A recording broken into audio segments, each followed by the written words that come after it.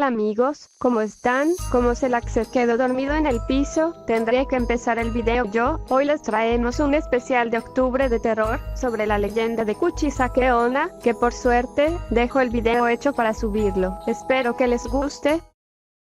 Kuchisake Onna es una de las leyendas urbanas más populares de la región y que sigue atemorizando a gran cantidad de personas en la actualidad, modernizándose con el paso del tiempo. Su relato fue tan impactante que ha llegado alrededor del mundo, creándose así variantes, como en el caso de Palgan Maseukeu Sheoha, una leyenda de Corea del Sur. Según se cuenta, la leyenda se remonta en hechos del periodo Heian, que se popularizó durante la época Edo.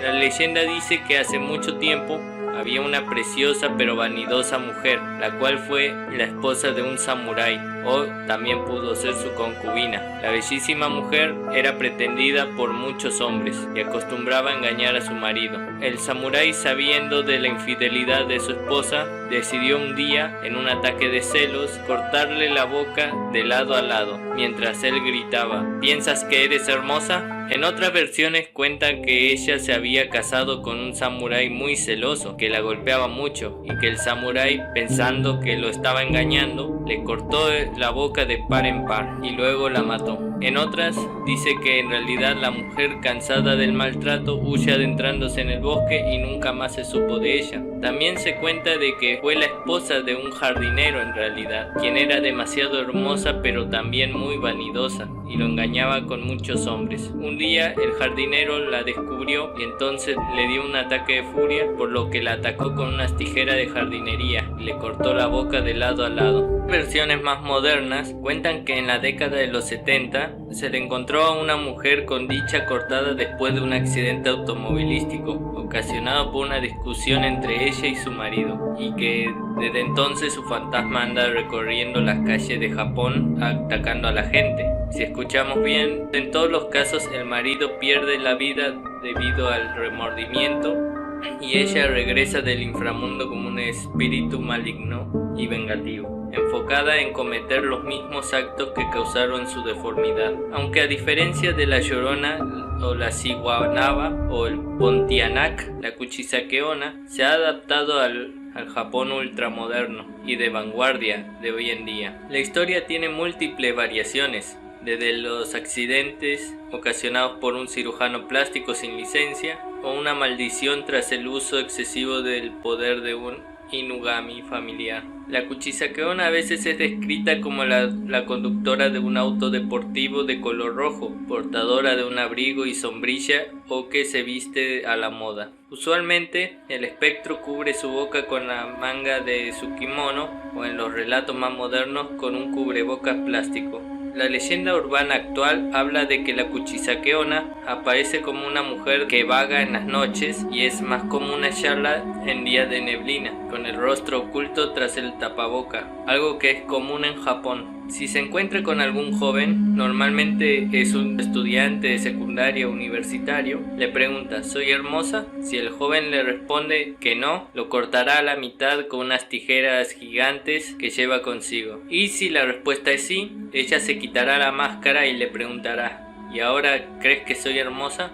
Y lo más probable es que la víctima grite o diga que no, por lo que la mujer le cortará la cabeza. Si la víctima responde otra vez que sí, la mujer, feliz por su respuesta, le cortará la boca tal como la tiene ella. Mientras que en otras versiones dicen que si se le responde sí a ambas preguntas, la mujer lo seguirá hasta la puerta del hogar y lo asesinará de igual manera, ya que la palabra kerei, que significa hermosa o linda, es casi como decir kiru, que significa cortar. También es como decir watashi o kiru, que significa cortarme o simplemente córtame. En la mayoría de versiones es imposible escapar de Kuchisake Onna, pues puede aparecer frente a sus objetivos sin importar hasta dónde corran. E incluso tiene capacidad de velocidad sobrehumana para alcanzar a su víctima. Uno puede salir corriendo, pero aparecerá frente a él de nuevo. Según se cuenta, hay hechos reales detrás de esta historia. Por ejemplo, el del año 1978, una leyenda se comenzó a extender.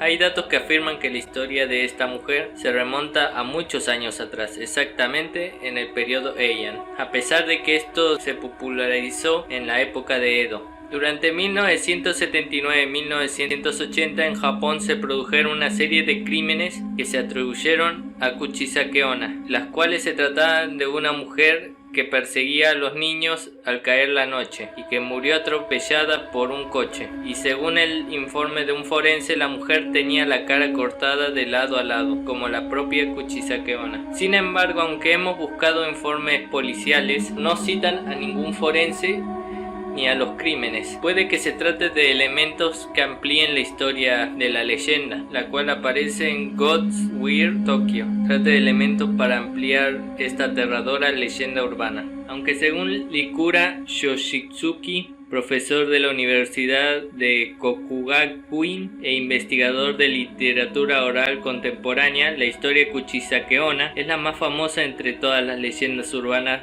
puramente japonesas. Cómo se genera este tipo de leyenda urbana, cómo evoluciona en el tiempo. Según Likura, a finales de 1978 se comenzó a propagar un rumor sobre una anciana labradora que, según se dice en Xiaotsu, en la prefectura de Gifu, que decía haber visto un rincón de su jardín a una mujer con una boca cortada oreja a oreja. Principio de 1979. El periódico Gifu Nichi, actualmente Gifu Shimbun, informó sobre los rumores de Kuchisake Onna y entre los niños la historia continuó circulando cada vez más detalladamente exagerada. Según se dice que la mujer llevaba una mascarilla y vestía un abrigo rojo. Incluso contaban que llevaba en la mano una hoz, que podía correr 100 metros en 6 segundos y que odiaba el olor de la gomina, que si se le daba un caramelo dejaba marchar. Posiblemente en apenas 6 meses la leyenda de Kuchisake Onna salió de Gifu y se extendió hasta Aomori al norte y Kagoshima al sur. Un factor importante en ello fue el hecho de que en esa época aumentó mucho el número de niños que estudiaban en alguna academia tras la escuela. Hasta entonces las leyendas urbanas no habían tenido mucha oportunidad de salir de cada distrito escolar, pero en esa academia, que contaban con estudiantes de diversos centros, bastaba con que un niño contara algo que había pasado en su escuela para que los demás se asustaran, y pensando que lo mismo podía ocurrir en su propio centro, su propio colegio, se lo contaran a su vez a sus compañeros,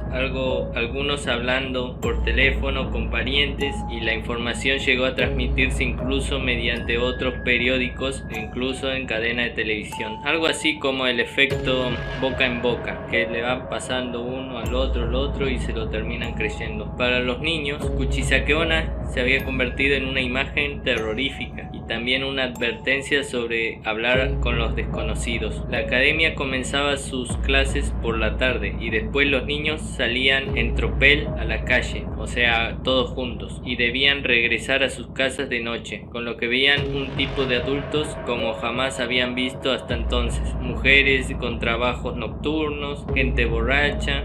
La ansiedad que les provocaba pensar que quizás alguno de esos adultos podía hacerles daño se fue proyectando en la figura del fantasma. Inicialmente los profesores y los padres se preocupaban, por lo que patrullaban las calles y rutas entre la escuela y las casas. Principio de verano de 1979 las leyendas comenzaron a calmarse. La impactante imagen de Kuchisake Onna, sin embargo, permaneció en la imagen colectiva de los alumnos y quedó establecida como uno de los fantasmas prototípicos de Japón, las primeras olas de la leyenda. En la segunda mitad de los 70, cuando se comenzó a extender la leyenda del fantasma, la estructura económica de Japón estaba cambiando. Los vehículos, servicios telefónicos, televisión y otras infraestructuras que permitían una vida cultural urbana se habían asentado. La expresión leyenda urbana fue introducida en Japón en 1988, cuando se publicó una traducción Banishina Hichiki Baker. American Urban, el autoestopista que desaparece. Leyenda urbana americana y sus significados. 1981, no publicado en español. Obra del folclorista estadounidense Han Harold Brundtland. Los jóvenes